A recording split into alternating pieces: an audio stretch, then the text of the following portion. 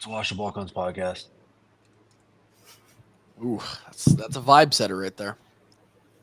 That is a vibe setter. Welcome in. We're here. We may continue the trend of short recaps. I don't know. We'll see. We record these on Sunday nights. There's NFL football going on. Games with a lot more offensive production than the ones we'll probably be recapping on a weekly basis. So here we are. Kev, you look good, though. Oh, thanks, guys. You wearing a bro tank? I am wearing a tank. Yeah, so it's still 90 degrees here in Iowa, so I decided to take a nice long bike ride today. I just got home, got out of the shower, feeling a little toasty still, so went with the bro tank. What's a long bike ride? It was 18 miles or so. Okay. It took about an hour? Just over an hour, yeah. Wind was a little tough today. Pretty flat ride, but pretty tough on the wind today.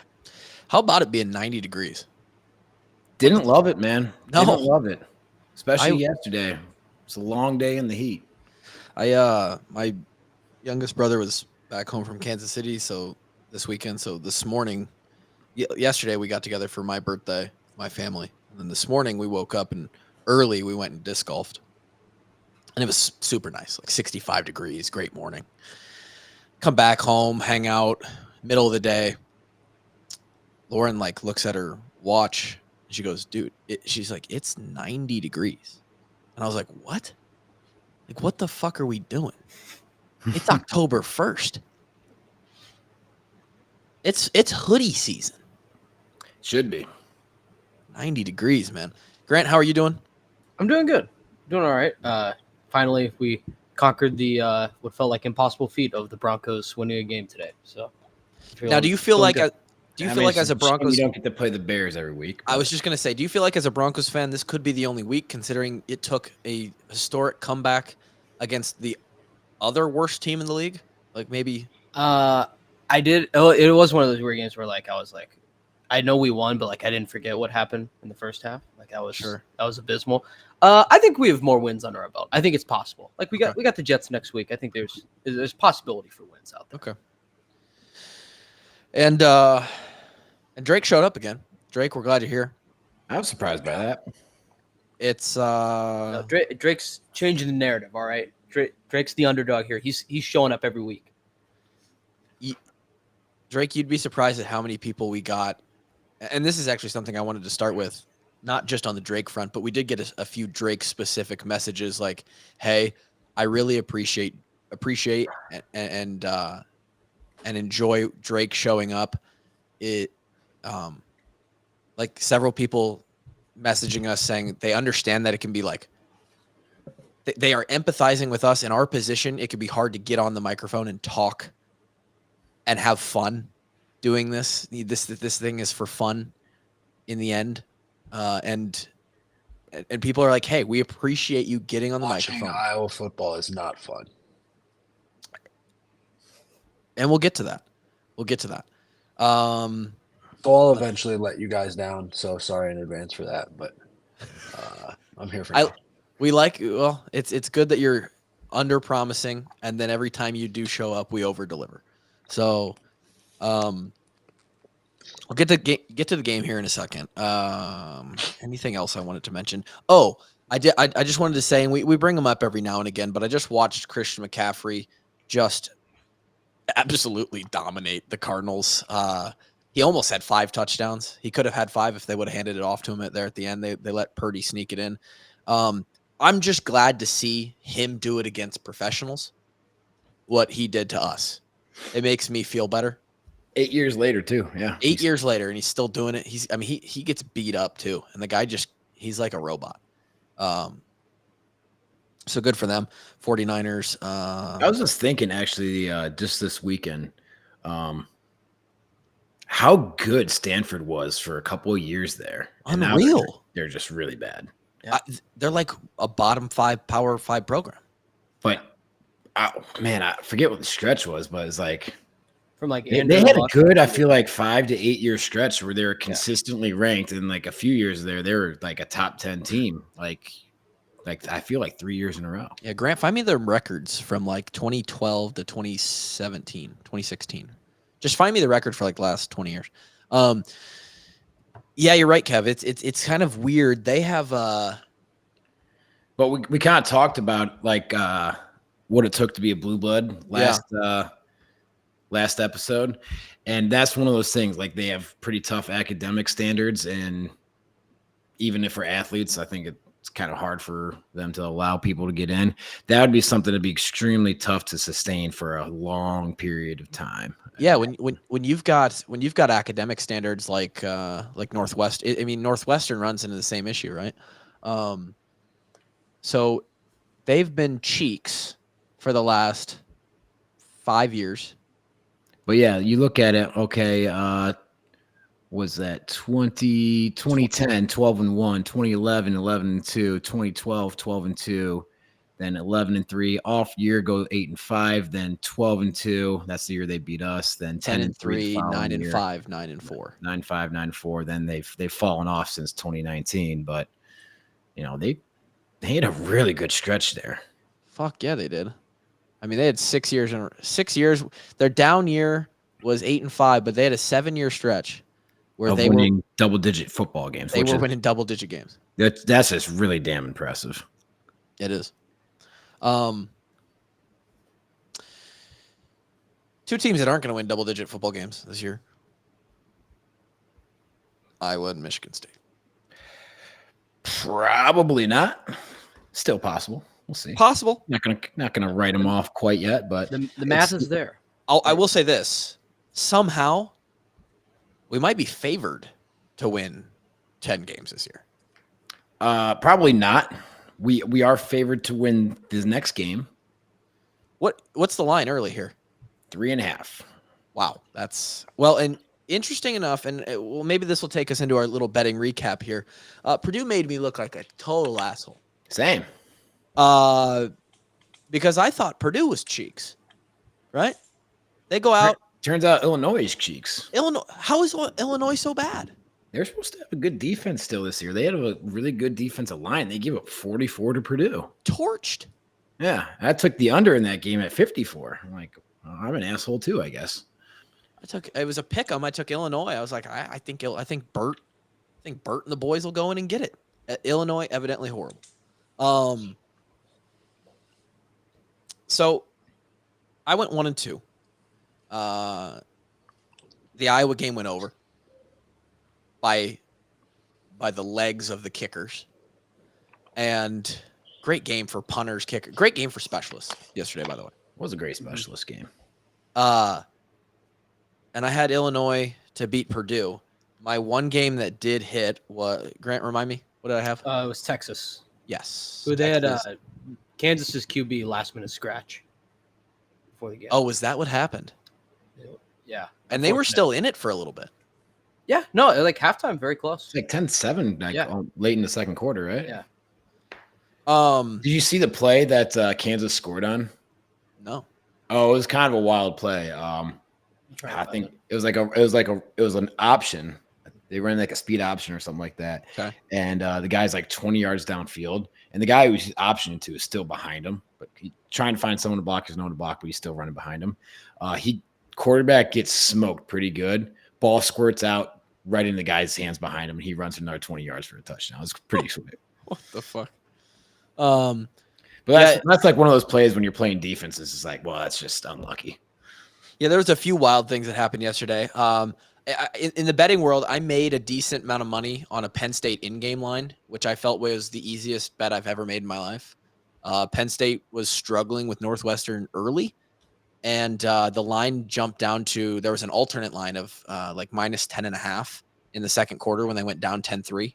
End game, yeah. Yeah, and I jumped on that. They ended up actually covering. Yeah, they ended up covering the pregame spread, the real line, which was one of Kevin's bets. No business covering. I just had a bad weekend, man. So I threw a quick 50 down on Penn State minus 10.5 in the middle of the game, and it paid like 125. If you actually want to be like a good bettor, is you get a feel for football teams and football games, and you bet in game lines.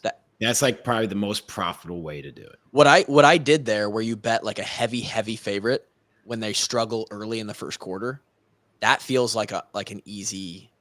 Because usually that team, like if you know they're a far superior team, which Penn State is to Northwestern, is they're going to get it corrected, right? Yeah. Maybe it's a schematic adjustment. Maybe you just got to get your head out of your ass. Yeah. But usually that team's going to figure it out. So quarterback doesn't pitch it. The guy's still running. Oh my Smoke God! And it right falls into the his guy's hands behind him. Jesus Christ! I mean, I guess that's why you follow the ball. You know, good things happen when you're around the ball. It's true. Just how they drew it up. Just how they drew it. I don't Says think every dad in their living room across America. Every Cheeto finger across America. Drake was going back and forth with a couple Cheetos in the Discord, I think. We might have to pull up a very, very great quote I from didn't Drake. see that. But What did I say? Something like, how many times do I have to tell you Cheeto-fingered motherfuckers?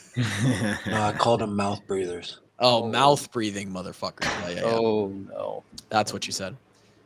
Maybe we'll read that here in a second. Other bets, Kev? What was your others?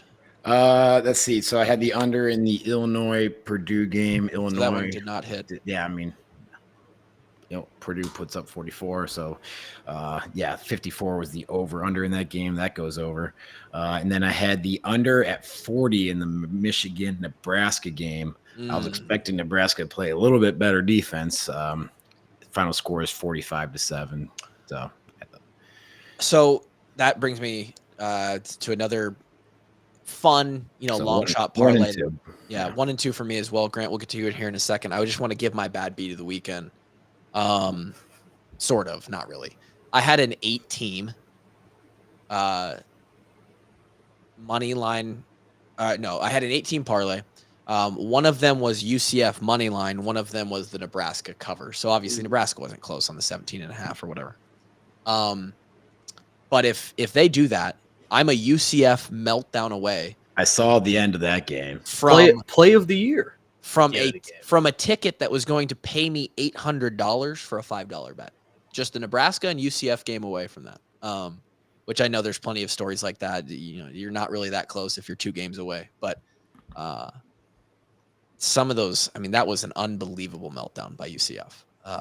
Just crazy. Yeah, check out. Did you see this play towards the end of the game? Where he runs all the way back to the goal line and then completes it? Did you have the money line or did you have them spread? I had just UCF money. If you had UCF money line, you are still alive after this play. They just had to make a 50-something yard field goal. He's in the end zone. Throws it from the 2-yard line. A 50-yard pass that is good for 12 yards for the first down. See, this is why I love college football, though, is because you get just crazy stuff like this. Yeah, like you get the chaos. In the NFL. But you get like 3 of these a weekend. Yeah, there's some crazy shit that goes down in college. So that was mine. Grant, what was your 3 for the weekend? So Kevin and I both 1 and 2. What'd you do? I went 2 and 1 again. We had North Carolina State plus 3.5 on Friday night. I know a lot of people are saying the Iowa game was painful to watch. This was, at least from my perspective, if you had North Carolina State plus 3.5, it was like nails on a chalkboard. Like both teams just really didn't want to win.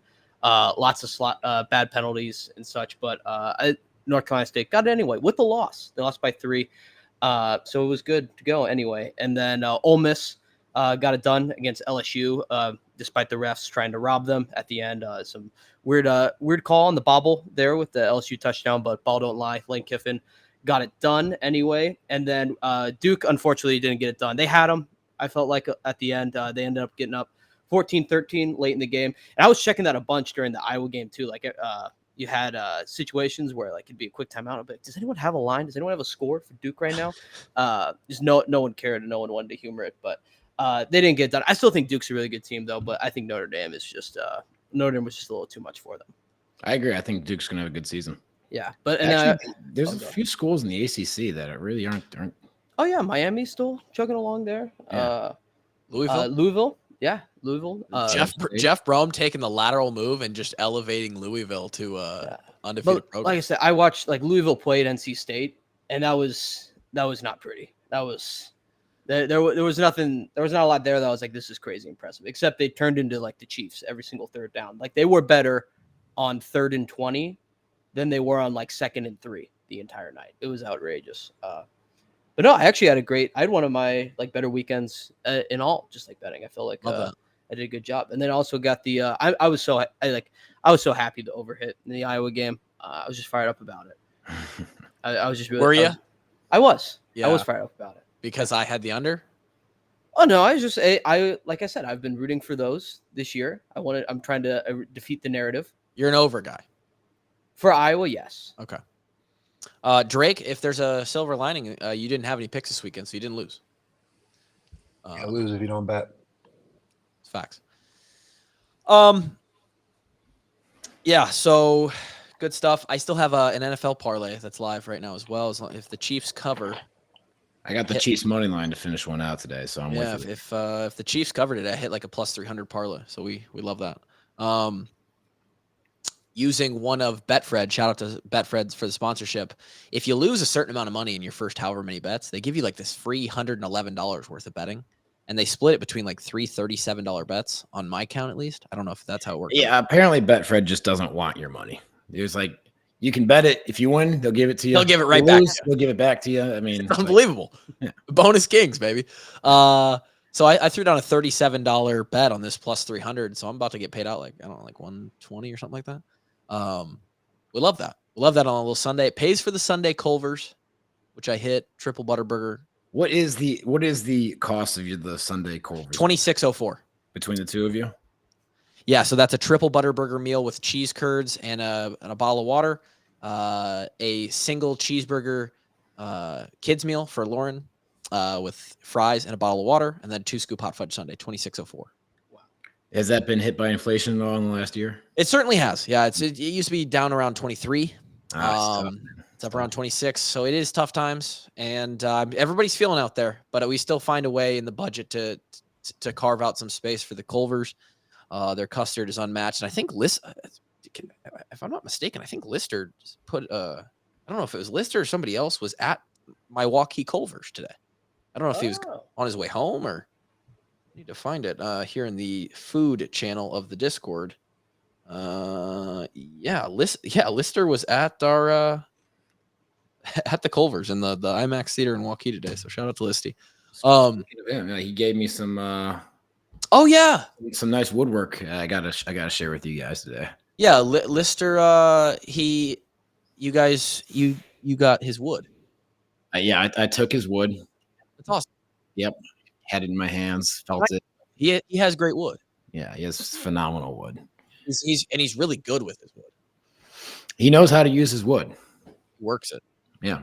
For anybody in the Discord that's been paying attention, Lister does a lot of woodworking. He's been doing some washed up walk-ons, custom pieces, just for fun. He offered to do it. We're like, hell yeah, those things are cool. Little, I think he's doing some fucking, what are they called? You put your cups on them. Called coasters. God damn it, coasters! Jesus Christ. Yeah, I got some coasters from him. Got a cutting board for you. And then he gave me a flight board. Like flight boards. Yeah, it was really sick. Yeah, it's actually unbelievable work. So if anybody in the Patreon is interested in that, those are like custom pieces that you can I think you can buy from him, order from him. He'll make you up some pieces. Real quickly, I've had some people ask about the hats. We did these exclusive kind of hats at the meetup at the brewery at Back Pocket, which by the way, did you have a stroke today? What the fuck's going on? I will say this. Yeah, I will say this. I had a headache that hit me about midday, and I had it was such a headache that I almost wanted to throw up, and I didn't know if I was going to be okay for this podcast. I was legitimately going to be like, boys, I'm down and out. I can't do this. I feel better, but there must have been an aneurysm or some sort of brain damage because I can't think right now. And maybe that's from last night's game. Maybe it's from today. I don't know. We had before you keel over and die, make sure you write Grant into your will. Make sure you get the 30%. Grant assumes all of my ownership in this podcast. Yeah, for sure. Okay.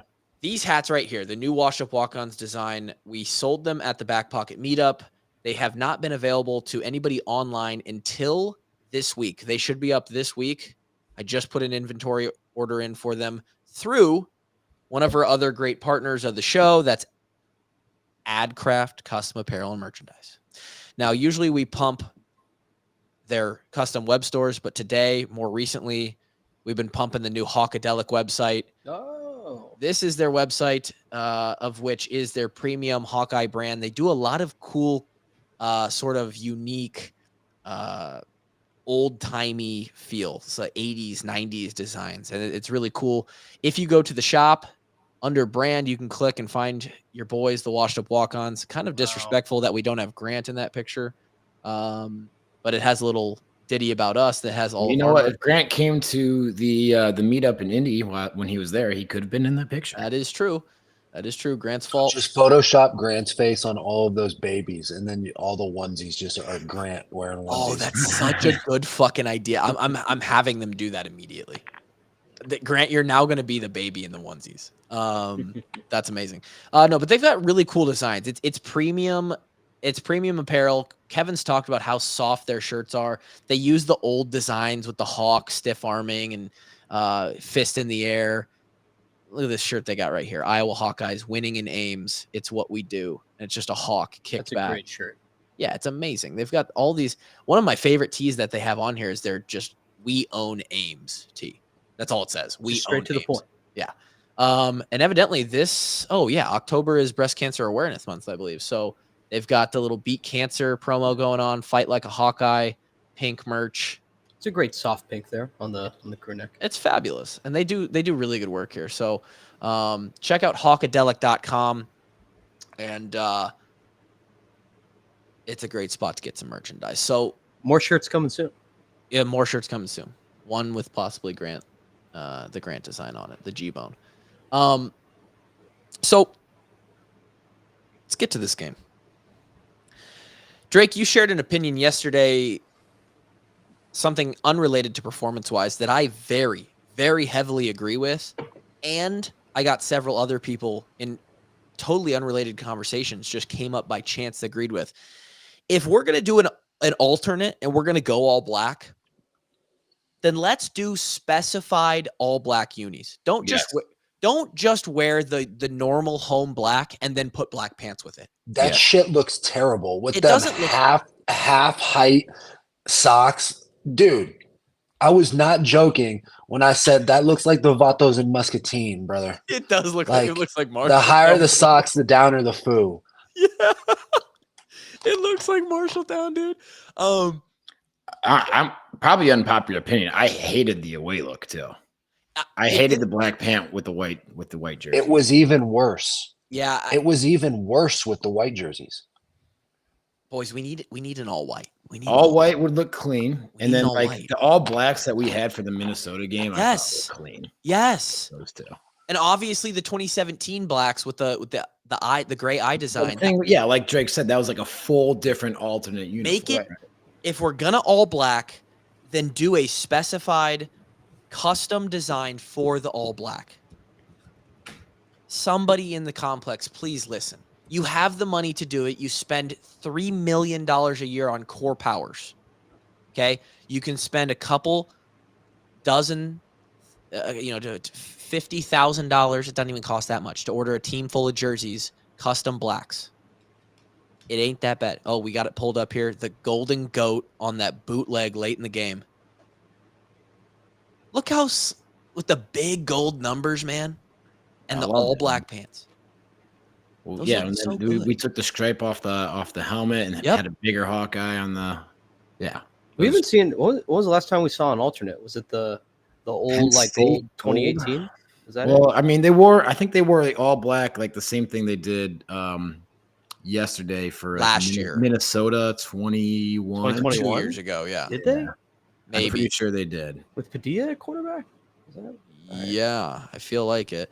The last legitimate custom alternate that we wore was the golds in 2019, right? Or 2018. Did you guys have one every year you were in No. school? No, we had one in 15. We had 15, one in we wore the 17. All Blacks versus Minnesota, and then 17 we wore that alternate black and gray versus Ohio State. Yeah. Still the most cuck move they've ever done is that Minnesota 15 jersey they just kept in storage for 8 years and then sold it at the Hawkeye Surplus website. Hey, what the fuck are we doing? Yeah, I mean, it was so simple, but I think that's what made it so slick. That's why I liked it. Everybody loved those too. I remember the reception of those when we wore them. Everyone was super stoked about it. So here's what I'd like to see with our uniforms is Okay. I actually love how you either do it where you have Penn State, Alabama. It's like, hey, we have our home jerseys, we have our away jerseys, we never change them. Yeah. Or you have like Oregon, who's got a different jersey combination for every single game. I feel like maybe you do one alternate a year, right? Yeah. But it should be a true alternate jersey. Yes. Don't try and if you're gonna don't half-ass it. Don't right? half-ass it. I actually have I agree with that. That's 100% Kev. I think that if we could find a way to incorporate gray, and Oregon State has a cool gray, and I'm not saying don't. I don't like the all grays though, man. I think like Colorado's all gray uniforms this past week. Yeah, that's horrible. Illinois like had an all gray uniform that was like weird. Doesn't make sense. Yeah. I think gray and black though looks good together, and then a little trim. Like Ohio State 2017 ones, I think looked good. Like it was mostly black with some gray hints in there. You got to incorporate gray, a little bit of that fringe gold, make it mostly black, and God, it looks so clean. All whites is the clear move, but that might be too swaggy for KF. It might be too much. Who knows? Past that, there was a game. It was 26-16. It was 16-16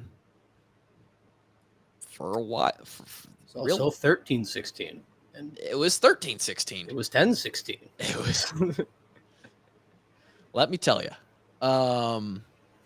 Any initial thoughts? Any big picture thoughts here? There's clearly a couple big things that happened in this game. Mostly the injury to Cade. We'll get to that in a second. Anything? Cav, you woke up this morning. Did you have to watch it this morning? The game? I was at the game. Oh, you were at the game. You texted us this morning and said that was. Oh, did not go through till this morning? I texted y'all that last night. Oh, okay. It didn't come for me till this morning. Okay. Yeah, no, I was at the game. Okay. Heard the environment was good. Oh, it was... Actually, no. No? What? No. Disagree.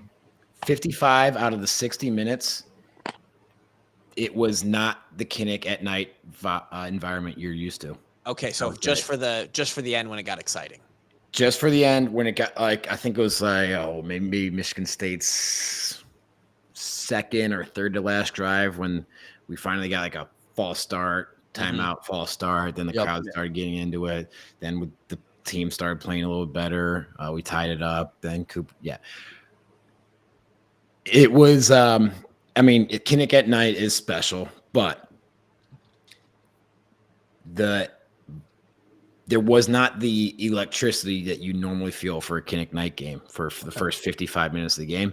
And I'm going to go out on a limb and say that had to do with the on-field performance. Yeah. Well, I mean, as soon as Cade went down, there was definitely like a suck the air out of the room for sure. Like that definitely. I mean, like, that was they're still cheering. They're still getting kind of loud on third down, but there was a noticeable uptick 5 minutes into the fourth quarter left. Like you can tell, like, okay, somebody turned on the extra amp in the room, right? Yeah. It's like we're running at 80% for 85% of the game. Yeah. And then someone finally is like, oh, we gotta crank this thing up a little bit. Well, the person who cranked it up was Coop, by the way. It was Cooper DeJean, absolutely. But I was sitting there, I'm like, it's kind of hard to get excited right now. Like, yeah. there's. Well, do you like drop balls? For 55 minutes, it was like these guys are not playing with a lot of excitement, and the crowd can feel that, and it's like kind of a energy that goes back and forth, right? Players can play off the crowd. Crowd needs something to get excited about, right? And there wasn't a whole lot of that for 55 minutes of the game. My thoughts of the game on a Cliff Notes version were special teams has, at least last night, they stepped it up to their normal level. Big night for special teams. By week 5, they've now, and it has seemed like an elevated climb to better and better special teams play, which is great to see. Drew Stevens put him to bed. Love the little shit talk. Put your head down on the pillow. Sick picture from Hawkeye Football today. The defense is not the defense of the last couple of years. High bar, but it's not. It's an extremely high bar, but nonetheless, you gotta, they are on the spectrum somewhere compared to those defenses, and that is below. It's a good defense. They're not great. And the offense is they're cheeks. The offense is cheeks. I would say just marginally better, like barely measurably better than last year. And for everybody, which was not good. I think it's even, there's going to be tons of people that sit there and go, oh, there he goes again. I don't think it was super easy to kind of judge the play calling of last night. I know the play calling, Brian, is the hot topic every time. I actually thought he called an okay game without even being super analytical about it or going back and watching all the plays that were called. I thought he called an okay to good game. We got to catch the fucking ball, right? We got to catch the ball. Yeah. And though we won the turnover battle last night, we can't turn it over with this offense. And we did that again. We turned it over twice. One of them was a direct touchdown. Yep, that was the point where I turned and looked at my dad. It's like, we're in trouble. Yeah. We're in a lot of trouble. It was real soul crushing. Yeah. So those are my thoughts. We can get into some of those. That was it. Yeah, pretty much just cheeks. 3 minutes. All right. My in-laws came this morning to see the kid, and my mother-in-law looked at me and she goes, "What'd you think of the Hawkeye game last night?" I just turned to her. I said, "They're ass. They're ass. They're not good. We're not good. We're not a good football team. We are an average football team right now. We're going to go. And by the way, I said last podcast that the floor is 9 wins. It's not. It's 7. That might be generous. I'm looking at this schedule. We're 5 games through it, almost halfway. There's 7 games left, and there's not a game on this schedule that we can't lose. 100%. And there's also not a game we can't win. Correct. 100% correct. Which you know what, Kev? Describes pretty much Iowa for the last 20 years, but very, very much so this season. But, we beginning of the year, 3 weeks ago, we're looking at that Northwestern game. It's like, fucking come in hungover, chalk it up. That's a win. Yep. That's not a win. That's not exactly a win anymore. I think we were thinking Purdue was an absolute win too. Yeah, it's 3-point spread. I'm now not confident this weekend. Oh, I wouldn't be. No. What gives you a reason to be confident? Nothing. Drake, you've been asking for open receivers for 14 years now. We had open receivers, but guess what? They forgot how to catch the ball. What do we have? 5 or 6 drops? 6. Somebody needs to smack Deontay Vines right in his fucking mouth. Because after his 3rd or 4th drop of the night, he came up smiling with a fucking smirk on his face. And I would have punched him in his fucking teeth. I actually do remember seeing that. I'm gonna do. I got no respect for you, Deontay Vines. I think you're a shit football player, and I think you're a pussy for having that smirk on your face after letting your team down. Okay, so there's the extreme version. I'm gonna try and bring it back a little bit. I think it was a smile out of frustration, like motherfucker. Like, what am I doing? Probably. I'm guessing. More than likely. But yeah, man. Like the broadcast is talking about how, and I get it. I also get it. The fucking skid loader comes in and starts ripping darts. Okay. He's got some heat on the ball. This man needs to take off He's Randy Johnson in the pocket right now. We just same problem that Stanley had for a few games. Petras did it. I would only place one of those drops on him throwing the ball too hard. And that's what I was going to say. It does not matter if he throws it at 200 miles an hour. You're a Big Ten receiver. If you're more than 5 yards away from the ball, I don't care how hard he throws. You got to catch the goddamn ball. Right. Well, that was my like dumb opinion when I was sitting in the stands where I was like, is Deacon potentially too strong? Like he's throwing the ball too hard. Is that like a real thing where it's like, oh, yeah, I mean, if you're running a crossing route over the middle and it's under 5 yards, like if you are 10 yards away from the receiver, it's tough to catch that. You do not need to whip it in there, right? Because it makes it a very difficult ball for the receiver to catch. Now, if it's the 13-yard out route on the far side of the field, you should throw that ball pretty much as hard as you can, and it should be caught. What'd you guys think of Deacon though? Because I was kind of sitting there in the stands. I was kind of like, I'm kind of liking what Deacon's doing right now. Well, honestly, I think he had an overall okay game, okay to a solid game. He was in a real tough situation. Yeah.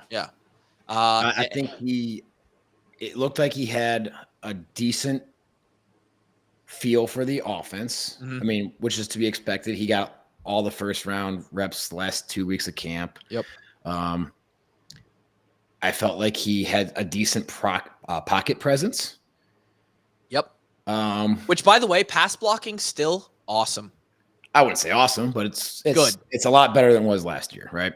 It's good enough. It's good enough to get the job done.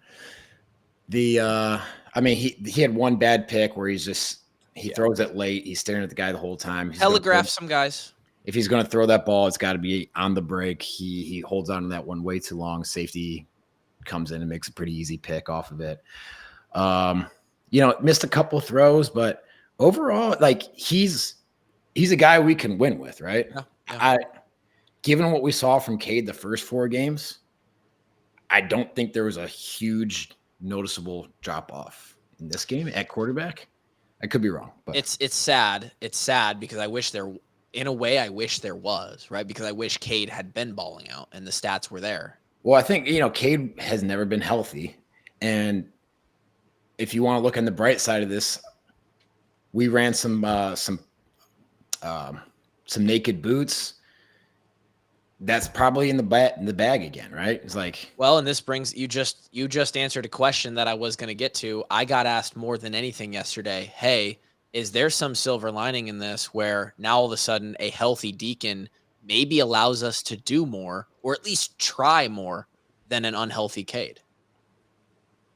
I think the answer might be yes. Yeah. I mean, now, I don't know how fast Deacon's going to be out of the pocket. Yeah, but I mean, like because this man is truly built like the bookcase that Kevin's sitting in front of. He was faster than I thought he was going to be. Though. You're right. When he was moving around for 250, I thought he moved a 260, pretty side. And QB sneaks back in the playbook too. Why did we not QB sneak on the 4th and 1, the 3rd and 1? No, the 4th and 1 when we kicked the field goal to tie it. I kind of like the field. Maybe I'm a conservative dude. I know that KF kicks it 100 times there, but so I'm in the far 35-yard line. Yeah. Was it a short one? Was it a long one? Or is it just like? It was. We got the skid loader, Kevin. And no, it makes a difference, right?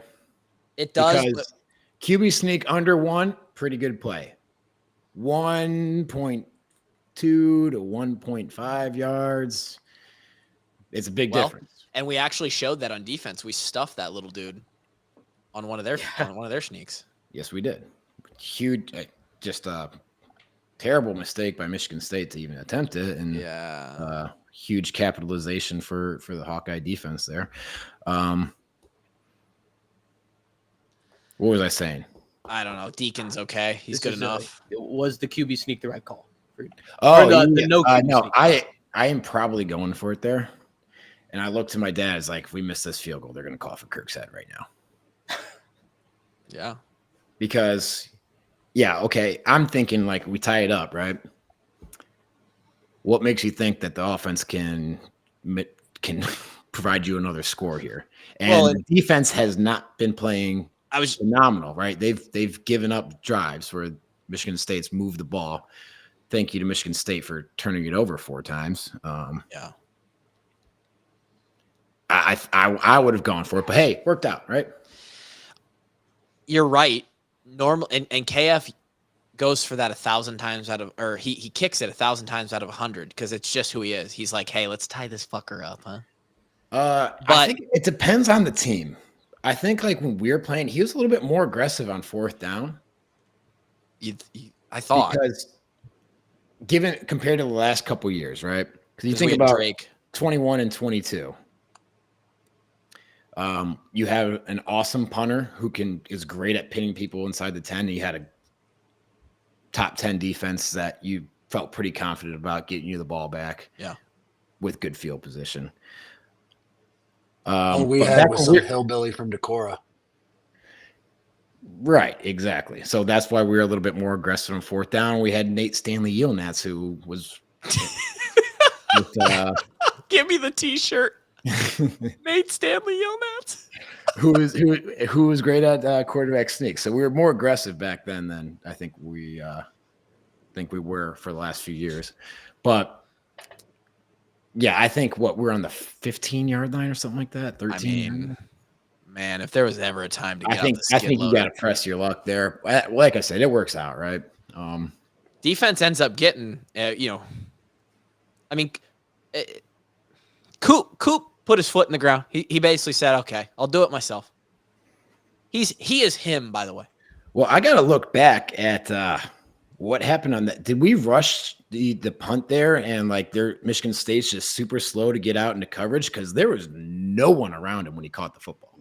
Even when we go to the nearest Michigan State cover was 20 yards away. I would love to see the end zone film on that because they gave Coop an absolutely irresponsible amount of room. That's a good way to put it. And like, yeah, if you're going like max protect there, thinking that we're coming after the ball, you punt that ball out of bounds, and maybe you get it to the fucking sideline. Yeah. Here's Coach Wallace. We're fucking max protect. You make sure that fucking ball gets off. Colton, get it to the fucking sideline. Yeah, I don't know. Maybe it was a mishit ball because the previous one was like a 15-yard punt. Shanked it too. But that Michigan State punter also had some phenomenal punts. Up until that shank, he was MVP. Yeah. Eckley? This fucking guy? My goodness. Coop is him. He took it back to the house. He's just so smooth. He has what Desmond had, where I was thinking about that this morning. It's like they are such similar players. It's like the other players on the field are running at 75% speed. Everything is happening at 0.75 speed, and they're on regular speed. I mean, same thing. No, I wouldn't say exactly he's that much faster than him, or like just moving that much quicker. Same thing with Desmond. Like Desmond wasn't that fast, but they're just so smooth in everything that they do. It's so smooth, man. And that makes it look faster, right? It's like you put your foot in the ground and it's just like an effortless change of direction. Yeah. He had probably again, with how smooth he is, it's just the word smooth connects on everything he does. His pick looked like he ran the goddamn route for the receiver. Well, it helps when you throw the ball 10 yards over the receiver's head. That always helps, but nonetheless, he toe tapped that thing. No, yeah, that was a great catch. I'm not taking anything away from the catch. Without Coop DeJean, we fucking lose. We lose that game. Without Coop DeJean, we're 3-2, and I think we have a whole new staff because they fucking fire everybody. I mean, I'm going to say Michigan State lost this game more so than we won. 100%. 4 turnovers and the punt return.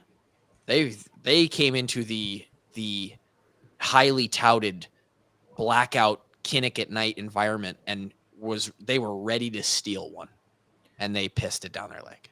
Yeah. They move the ball a few times, get a couple field goals early in the game. They're moving the ball again, and then like that the interception that Coop had that drive, like we were not stopping them for shit that drive. And then they decided to take a shot at the end zone and sail one. So thank you there. They going for it on your own 20-yard line, that gives us 3 points. Thank you there. Yeah, Michigan State had every opportunity to win this football game. But I guess you could say it the other way too. Like, hey, if we don't fumble into their arms and they run it back for a touchdown, then it's. I wouldn't say Iowa doesn't sweat this game, but it's a lot less of a sweat. Yeah. Brady Ross has been trolling in the Discord recently. That's his favorite thing to do. Almost every time someone says something, he comes. Oh yeah, and Michigan State 10 penalties for 94 yards, some of which extended some key drives for us. Brady's favorite thing to say in the Discord right now is, "Good thing Petrus was the problem, and we got hit, and we got rid of him." Am I right? Durr. Drake kind of was in that conversation yesterday as well and said, quote, "I genuinely," and this was just kind of to the general public of the Discord last night because people were asking his opinions, I think. "I genuinely don't know how many times I have to say that the quarterback doesn't matter if the O-line sucks and the skill players don't make plays. Yet you mouth-breathing motherfuckers ask the same fucking questions over and over again every week. How much more clearly do I gotta fucking say it?" Would you like to expand on that, Drake? I think I said my piece. Okay. Yeah, I mean, another 61 yards running the ball, 2.3 per rush. It's 6 drops. 6 drops on offense, some of which would have extended drives. Dude. Which would have led to more points. I don't know, man. Some big missed throws because we had number 6 ran a great out and up at one point and was wide open between the corner and the safety. Just missed them. Yep. It's like there was dudes that were hit. open that were dropping it. There was dudes that were open that weren't getting the ball. This is a disaster. And here's an interesting little tidbit. I'm not going to use this to back our point. It's just a parallel voice that has some credibility. Brian Bulaga chimed in on Twitter yesterday and said, "Man, we got to stop talking about the 25 points per game with Brian Ferentz. It's part of the contract for more money, not if he gets fired or not. The players dictate the performance on the field, not the coaches. Let's get that straight right now. Execution is key." And this speaks to this something that we've talked before on this show about is, and I appreciate it in a way, but a lot of the times the fans like to think that the players are doing what they're supposed to do and that the coaches are putting them in the wrong positions. They're not. They're playing like shit. And which you can also put on the coaches to a degree, is right. We are not developing talent to the level that we need to. And that is where right now, agreed, I would put that is the biggest problem with our coaching staff. Whatever it is on the offensive side of the ball is we're not putting players on the field who are executing. Whether it be recruiting or development or getting them to understand the playbook, we are failing at the coaching level of in that aspect. I know for a fact they're teaching them great fundamentals. I know for a fact that they're putting in a full effort, but they are failing in the sense of we are not getting our players, our skilled players, and our offensive line to be a cohesive 11 players and figure out how to gain yards. We're fucking failing. Okay? But it really, really gets exacerbated when the players then go out and when the coaches do the job. They do it. They put them in the right spots. They get them open. That we miss blocks or that we miss holes or that we drop balls. And that's happening at a you can only teach them how to catch a ball so much, right? And that's happening at a frequency that is much higher than the average fan wants to critique the players for. And I love that because as a former player, I love that the fans are like on the player side, like, oh, they're trying their hardest. They're doing their best. Make your best better. And they're the fact of the matter is that oftentimes, a lot of times, it is the player's fault. It is. And the three of us could coaches look are back. just at the steering wheel, right? The players are the engine. Players are the thing that makes the bus move. And yeah, I mean, I don't have a lot more to say other than that. I mean, I'm like I said earlier, I think you can tell from the vibe, the tone of the conversation, none of us are real confident about it. I mean, here's what's going to happen, right? Iowa plays in close ball games. It's how they play. But if you want close ball games, congrats. Welcome to the rest of the 2023 schedule, because every game the Hawks play is going to look like last night, 2 nights ago, that when you're listening to this. Because Iowa doesn't have an offense to run away from any of these teams. I mean, thank God the West is just hot garbage this year. The worst division in football. I mean, Michigan State was probably one of the worst teams left on the schedule. Yep. And it took a night game in Kinnick and a Cooper DeJean miracle to win.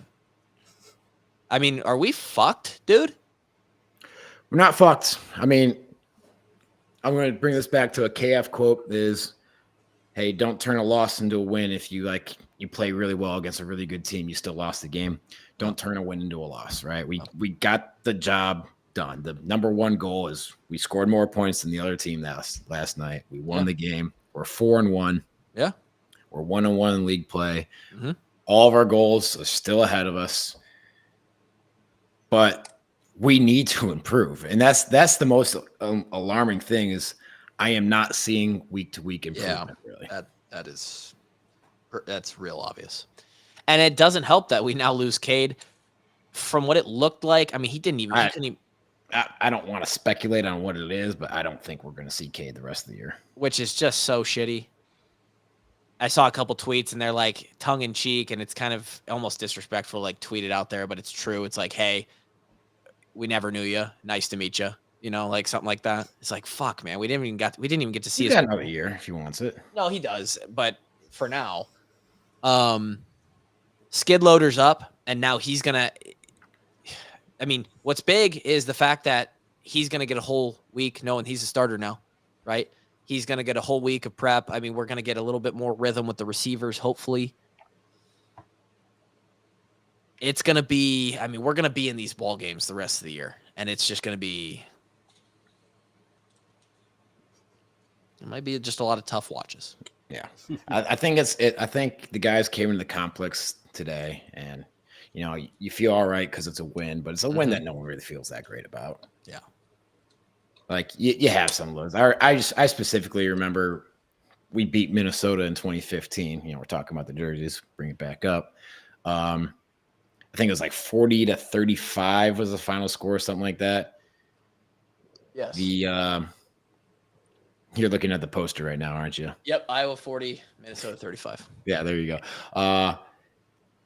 We're all, like, everyone comes back in the locker room all excited, 10-0, and the defense is just like, we fucking sucked out there. I remember feeling that same way against Maryland 2 games before, too. A little bit. Yeah, like we won, but we didn't play great. And the next day is like, you just don't feel as good about it, right? Yeah. Yeah. I mean, I don't. Again, like the KF quote is like, it's important to not turn a win into a loss, right? Yeah. Yeah. Got a couple topics to talk about on the previous show this week that I've been saving. One main one that we've brought up before, but I think it's been asked so many times in our DMs over the last 2 weeks that we have to bring it up again. We'll save that for then. Before we go, if there was a positive, the Premier Automotive collision of the game. Hit a deer, call Premier, or if you get hit by Jay Higgins. Higgins, and I believe it was Schulte and Nick Jackson, absolutely folded one of their receivers. Yeah, he was not feeling too good after that hit. He got absolutely just crushed and pretty much sealed the deal with that fumble late in the game, and that was a stick. So that's our collision of the game. Premier Automotive, hit a deer, call Premier, or call Jay Higgins. averaging 12 tackles a game. It's a lot of tackles. That's a lot. A little bit inflated when you play 100 snaps in one game, but nonetheless. Still a lot of tackles. The man finds the ball, and he gives a hell of an effort. Coop's the MVP. Protect Coop at all costs. Coop for president 2024. And that's all I got. Anything else? That punt return might be one of my favorite moments in Kinnick history, though. I'm just going to throw that out there. It's pretty cool. It might be one. Like, I know the game was crap, but, like, I'm going to remember that forever. Like, I mean, that was awesome. That part was, Oh, yeah. There's kids all over Iowa who are like, I want to be Cooper Sheen and I want to return for a touchdown in Kinnick at night because Coop just did that. I think I'm gonna remember like that being awesome more than I'm gonna remember like, wow, that was like a really underwhelming game for 50 minutes. Sure. Yes, there you go. Take that with you. Take that. Just let that be the highlight of your experience today. There you go. Appreciate you guys as some of you have voiced your appreciation for us showing up and doing the podcast. Even more so, double, triple, 10 times. We appreciate you coming and listening to the podcast. We'll be back for the Purdue preview, which I guess this week got a whole lot more stressful because of the way we've been playing now. We'll be there on Thursday with that. If you're a part of the Patreon, DHT and Drake and Gary Friday, obviously, as always this week. We'll see you there. Go Hawks. Until next time.